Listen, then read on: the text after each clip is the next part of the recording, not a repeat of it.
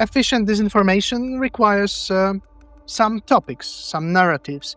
And what's better than to exploit already existing narratives and narratives that are really close to your target audience? In case of Latin America, there are some sentiments: anti-colonialism, anti-Americanism. Russia likes to exploit them and to present itself as an alternative to the collective West. And this is Black Sky Stop Fake Project. My name is Piotr Mateusz Bobołowicz. Let's begin.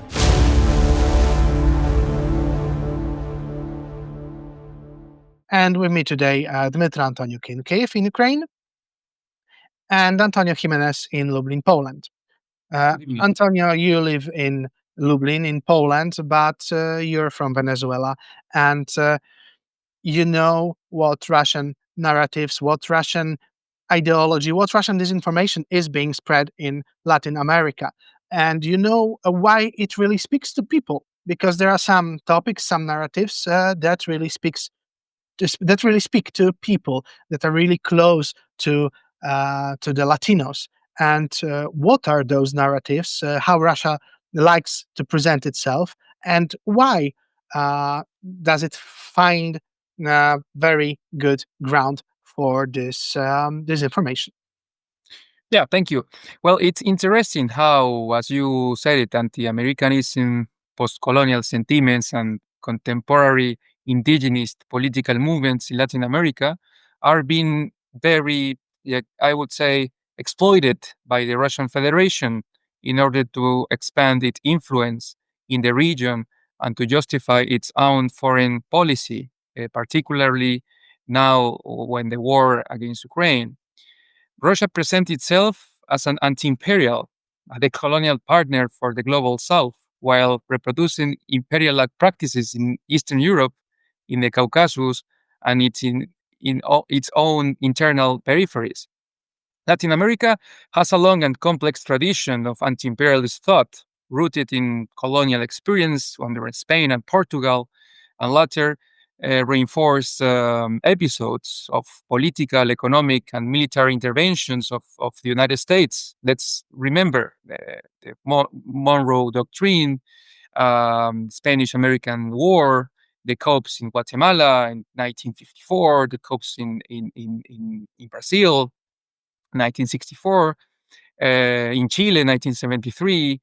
So the region has accumulated a dense memory of foreign interference from the states. It's important to remind, like since the early 2000s, and with greater intensity after the annexion of Crimea in 2014 and after the invasion in Ukraine, Russia has progressively combined traditional instruments of foreign policy, arms sales, energy agreements, high-level diplomacy, with a sophisticated offensive in the information space. In Latin America, this offensive is articulated through several channels. Firstly, well, we all know, like the state media in Spanish, RT en Español, that was Russian TV, and Sputnik Mundo, which broadcast via cable, satellite, and then social media ecosystem. We have alliances with ideologically aligned outlets, including Telesur, a public outlet, Venezuelan public outlet, or Hispan TV from Iran, for example, and other regional networks, which share a broadly anti-US sentiment, anti-Western editorial line, and frequently reproduce Kremlin talking points on NATO, Ukrainian sanctions. And also we can see the diplomatic and sharp power operations, Russian embassies. That's something that the Russians had they worked very well on that. Russian embassies sending very smart ambassadors that know the language, the Spanish language. They know the history, 20th century history of Latin America. And if we compare, for example, with the American ambassadors, 20th century, most of them, they lack of this knowledge, and barely sometimes they couldn't speak good Spanish. So we have this. So the core of the communication is a strategic narrative of multipolarity and anti-colonial struggle. Russia presents itself, as I said before, as a victim of Western encirclement, arguing that NATO expansion and US policies threaten its legitimate security interest. In the Venezuelan case, for example, Moscow and Caracas have framed their strategic partnership in energy, defense, finance, and I would say also military, explicitly in terms of building a multipolar order and wresting the imperialist policies of the United States. And that's true that this anti-US sentiment is pretty strong. And you mentioned some coups in different countries, but I think the most prominent, the best known is Operación Condor, yeah, with CIA supporting Contras and those operations that are objectively, mm, I would say, the United States uh, did some bad things in Latin America, and it's a fact. It's not only the propaganda. Russia is exploiting the existing anti-US sentiment in the region, is exploiting the actual will of the people in Latin America to be free of the US influence. But at the same time, the US also many times helped South America, and there are many programs. There is a lot of money invested in the region. There is, for example, I have an experience, and my knowledge in the region is the biggest is about Ecuador. And in Ecuador, the official currency is US dollar. It's thanks to the help of the United States after the big collapse of the Ecuadorian banks, when people and banks, they lost all their money, and it was only dollarization of the economy that permitted Ecuador that prevented Ecuador from falling into a big crisis, into a complete crisis. Probably it would be probably the similar crisis to the one that we observed in 2019 in Venezuela, with hyperinflation and the moment when money was laying in the streets and people were not picking it up because it was worthless. It was literally worth less than toilet paper. Yeah, that's the reason. But those sentiments are real. Um, Recently in November this year, there was a referendum in Ecuador when people rejected the proposal of the president to reestablish U.S. military bases in the country. There were some U.S. military bases in the country before, notably the base in Galapagos Islands, established.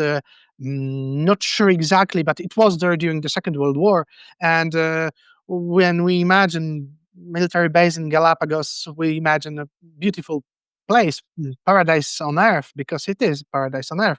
But Yeah. military base, I read recently, it was one of the worst to be stationed at, because it was really boring, nothing to do, and only sun on a small volcanic island.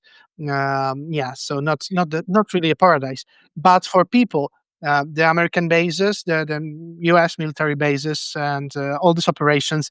It also there are also some other problems, like for example, in Amazonia region, the Amazonia part of Ecuador, there is a town called Shell, and it's called Shell because of the oil company. There are places that are really being exploited, that were exploited by the Western companies, by the US, by British, by Spanish Finally, before, of course. And people really have those sentiments. But at the same time, what I heard, what I talked to many people in the region, many people say, okay, yeah, but it's been some time. We need to stop blaming colonialism for everything. We need to act ourselves and take responsibility for our countries. And Russia here uses those sentiments, uses also mm, other ideological connections, because during the Soviet Union times, many people studied in Soviet Union from Latin America. There were special programs, special scholarships for them. Also, they were trying to spread communism that seemed for many people in impoverished societies as a good alternative to capitalism offered by the West.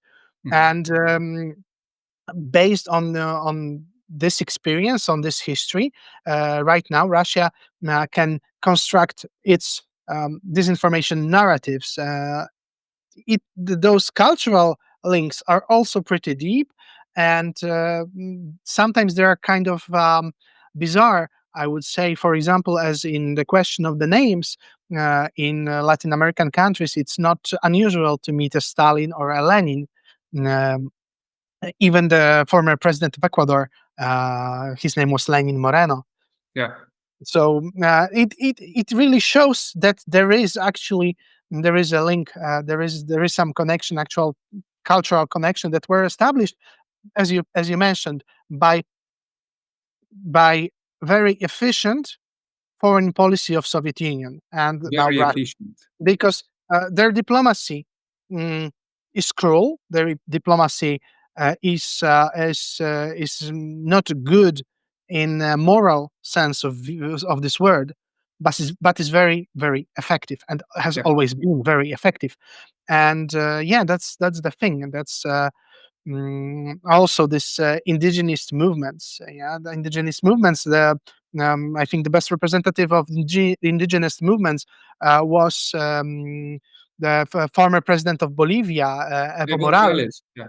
Yeah, he was president for 3 terms, I think, Yes. and he won for the fourth time, but people finally made him abandon his post, and but I think he didn't go to prison. Nothing happened to him. Nothing bad. And yeah, Russia always supported those movements because mm, it supports everything that harms the West, the collective West, the U.S. interests and U.S. Connections. Uh, but the biggest lie of Russian disinformation, the biggest lie of Russian propaganda, is showing Russia as anti-imperial state, as anti-colonial state, and Dmytro will tell us why it is a lie. It is a lie because of the entire Russian or Muscovite's history, starting from Ivan Grozny, Ivan the Fourth, um, who ruled Muscovites, because uh, even the word Russia is a fraud, is a lie, because it was invented in the beginning of it was stolen in the beginning of 18th century by Tsar Peter the First, stolen from us, from Kievan Rus, because word Russia derives from word Rus. In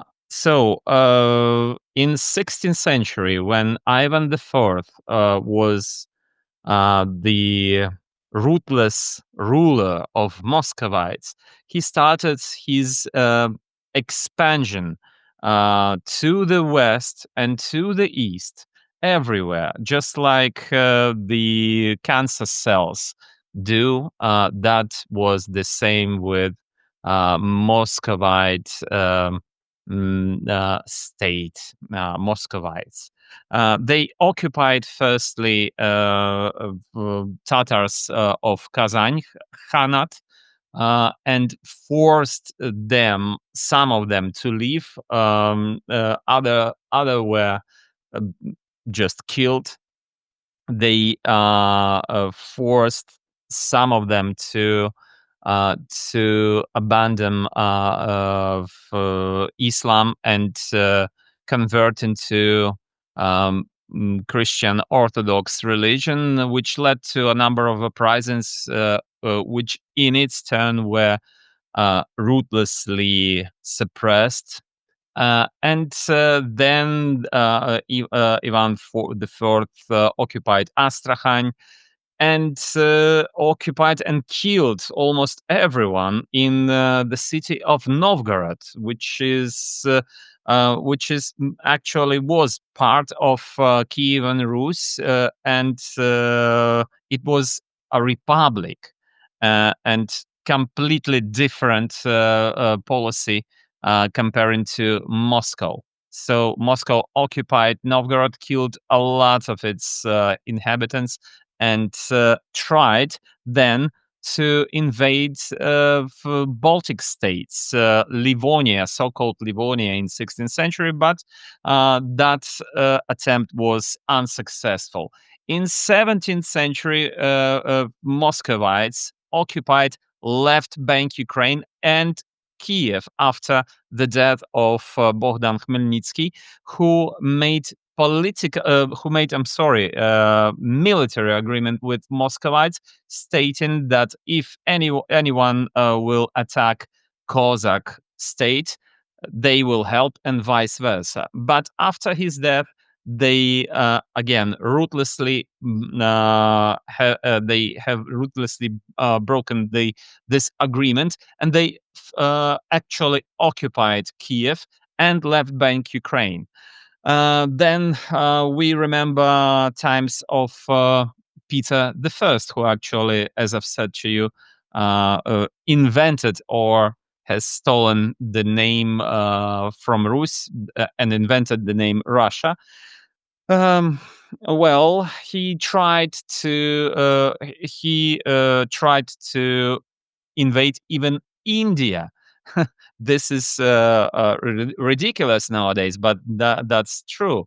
With the help of Georgians, of their Tsar Vakhtang VI, uh, Peter the First tried to break through Derbent and Baku in the capital of today's Azerbaijan. But that attempt for him was again unsuccessful. Then Ukraine, meanwhile, was occupied even further. Uh, and with the accession to the throne of Catherine II, this expansion of Russia was very much strengthened.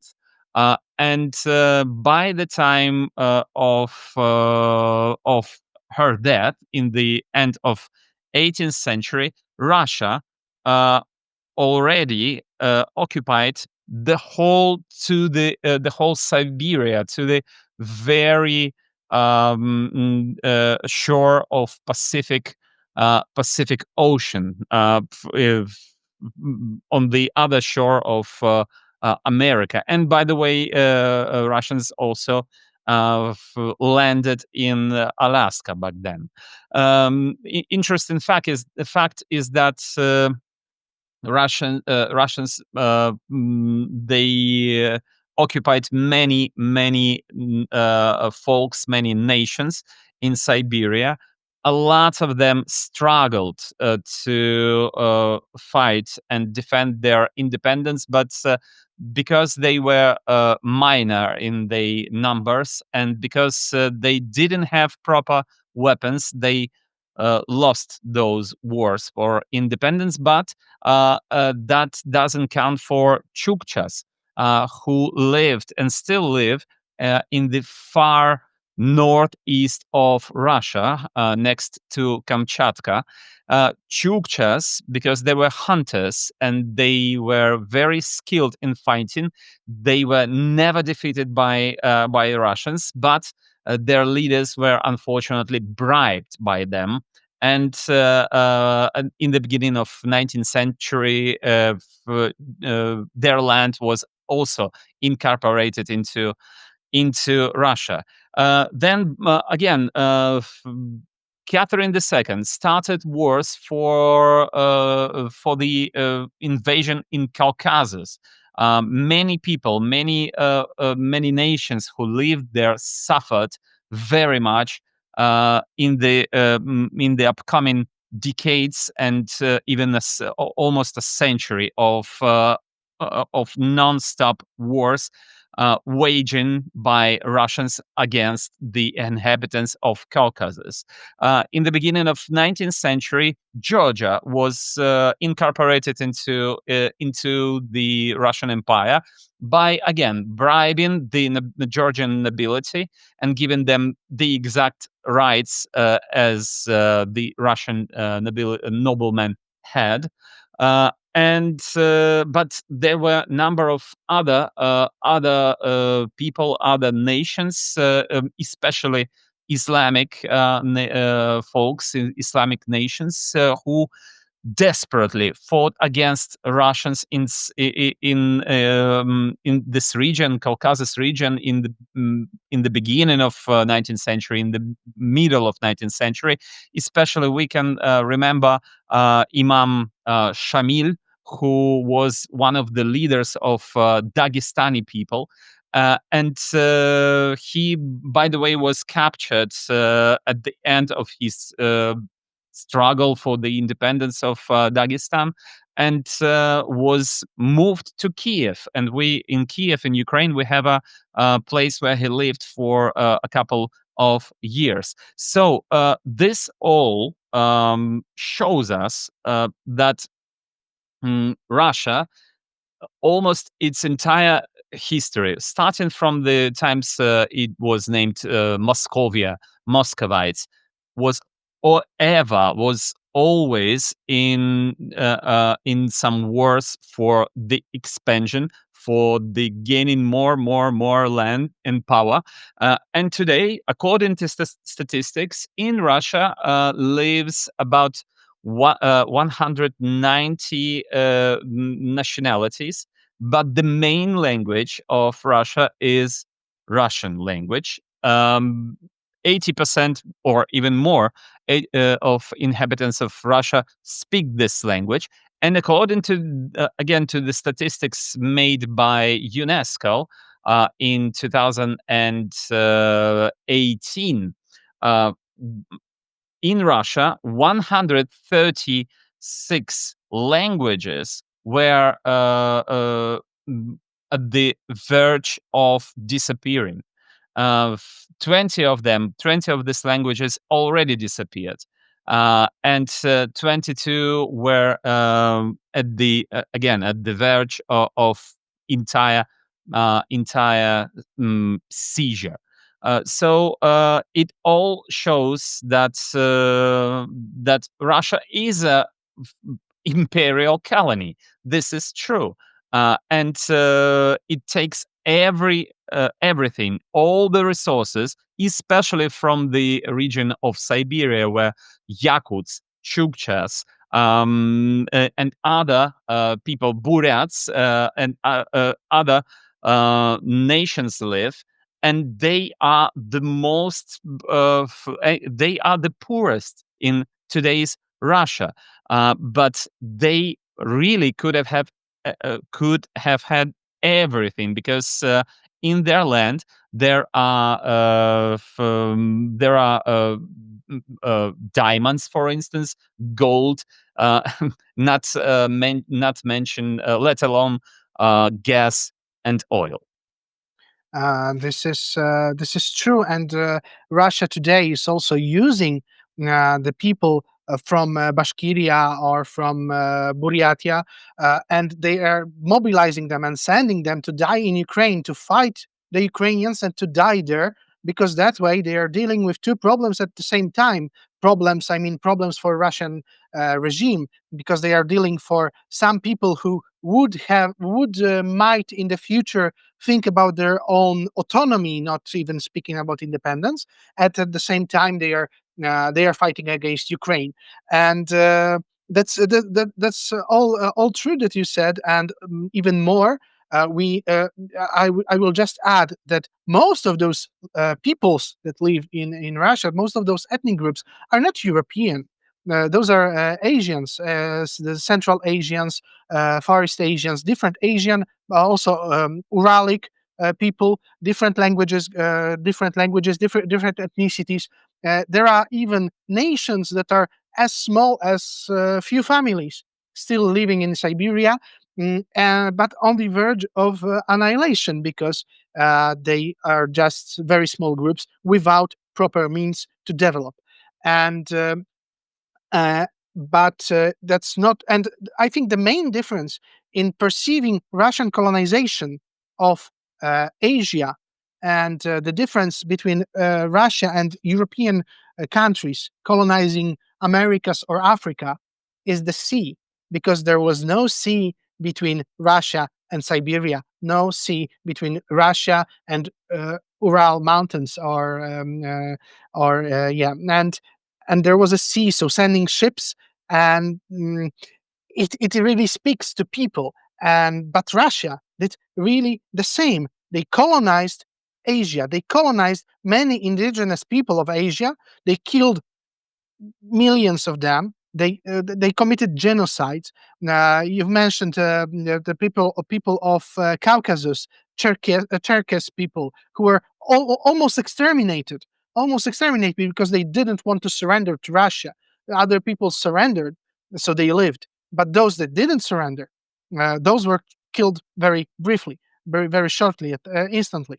And But Russia, even more, Russia tried to colonize Europe, tries to colonize some European nations. You mentioned Kiev, you mentioned Kiev and Rus, that was colonized, occupied by Russia. Belarus was occupied by Russia, so the former Grand Duchy of Lithuania. Part of Poland was for a long time Russian colony, and we need to call it colony because it was the same colonial modus operandi. So sending resources, sucking resources and sending them back to Russia, doing nothing to profit the colonies, but doing everything to profit the metropolis, which was Moscow or St. Petersburg at the time. And that's what I think what needs to be understood by people in South America, in people in East West Southeast Asia, in people in Africa, that Russia is a colonizer. Even now, it's in Africa. It's trying to replace France and French influences, but it's doing it because Africa has diamonds, because it has natural gas, because it has oil, because it has uranium, because it has different minerals, and they want those resources. They are not doing it because they are so good and want to liberate people. They don't want to do it. And the war in Ukraine is actually, I hope, the last, but I fear that it's not the last. But still, it's a post-colonial or colonial war of the metropolis against its former colony, against Ukraine. Russia is trying to keep control over its former colony. And the justice, the truth requires us to say no to Russian imperialistic ambitions. Thank you very much. This was Black Sky, Stop Fake. Subscribe to our channel, like and comment our podcasts.